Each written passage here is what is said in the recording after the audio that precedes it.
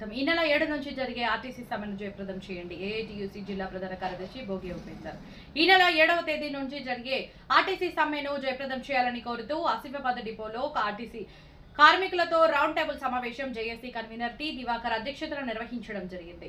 అనంతరం సమ్మె వాల్ పోస్టర్లను కార్మికులతో కలిసి విడుదల చేశారు। ఈ సందర్భంగా ఏఐటీయూసీ జిల్లా ప్రధాన కార్యదర్శి భోగి ఉపేందర్ మాట్లాడారు। ఆర్టీసీని ప్రభుత్వంలో విలీనం చేయాలని, ఆర్టీసీలో యూనియన్ గుర్తించి గుర్తింపు సంఘం ఎన్నికలను నిర్వహించాలని, కార్మికులకు పెండింగ్లో ఉన్న 2 పీఆర్సీలను వెంటనే చెల్లించాలని, 2017 పీఆర్సీకి సంబంధించిన డబ్బులు ఏరియాస్ ఇవ్వాలని, రిటైర్డ్ కార్మికులకు పీఆర్సీ డబ్బులు బెనిఫిట్స్ చెల్లించాలని అన్నారు।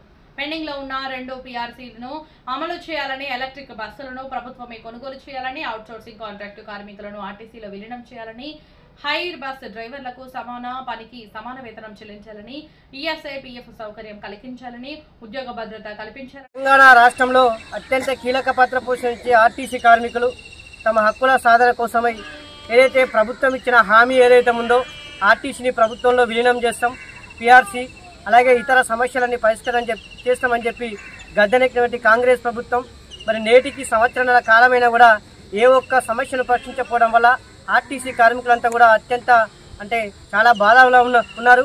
ఇప్పటికైనా కూడా రాష్ట్ర ప్రభుత్వం, ఎందుకంటే సమ్మె నోటీస్ ఇచ్చి దాదాపు నెల అయిపోయింది, అయినా కూడా ప్రభుత్వం ఏదో కాలయాపన చేస్తుంది। ఈ కాలయాపన వెంటనే మానుకొని చర్చలకు పిలిచి ఈ వెంటనే ఆర్టీసీ కార్మికుల సమస్యలు పరిష్కరించాలని జేఏసీ పరంగా డిమాండ్ చేస్తున్నాం।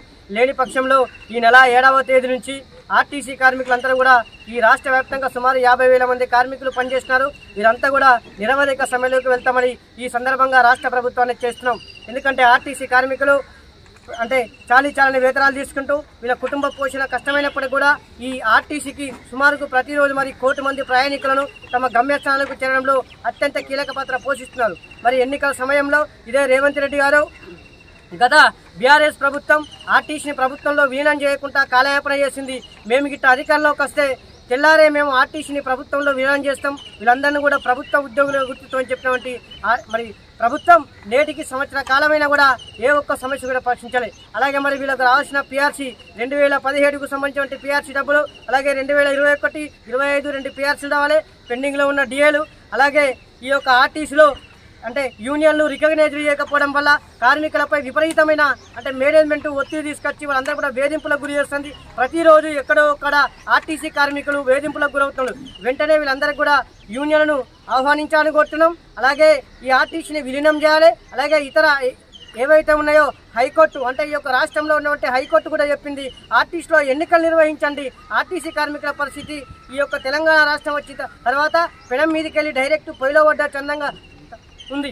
కావున ఇప్పటికైనా కూడా ఇటు మేనేజ్మెంట్ ఇటు రాష్ట్ర ప్రభుత్వం ఒంటెత్తి పోకలపోకుండా వెంటనే మరి జేఏసీని చర్చలకు పిలిచి సమ్మెలోకి పోకముందే దీన్ని కాలాపు చెబుతారు। ఒకవేళ సమ్మెలోకి వెళ్తే గిట్ట దీనికి పూర్తి బాధ్యత ఇటు ఆర్టీసీ యాజమాన్యం రాష్ట్ర ప్రభుత్వమే వహించవలసి ఉంటుందని ఈ సందర్భంగా తెలియజేస్తున్నాం।